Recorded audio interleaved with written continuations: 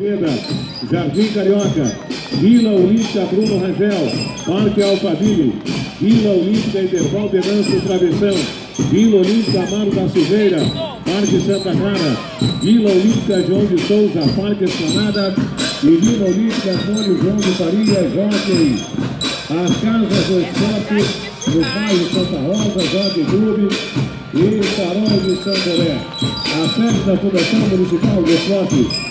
As atividades no Jardim São Benedito e o núcleo do projeto nas quadras públicas dos bairros do Turco Clube, Lapa, Jockey 2, São Gonçalo e Goitacazes, Conselheiro Regime, Santa Helena, Guarulhos, Fazendinha, Nova Brasília, Uraí, Santa Helena, Jockey e Praça da Cultura. Visando dar mais qualidade de vida aos munícipes, o prefeito Vladimir já autorizou e se encontra em construção mais 4 vilas olímpicas em Goitacazes, Santa Maria, Eldorado e Uraí, além de 25 campos de grama sintética em diversas localidades.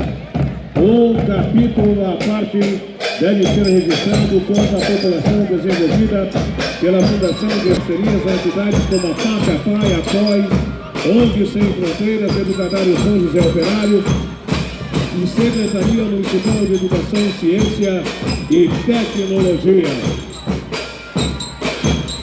Nós temos aí a bandeira do Brasil, nosso atleta Kevin da Conceição, recentemente convocado para a Seleção Brasileira de Basquete em cadeira de rodas, nos trouxe a medalha de prata dos Jogos Pan-Americanos de Jovens em Bogotá, na Colômbia. Além dessa significativa medalha,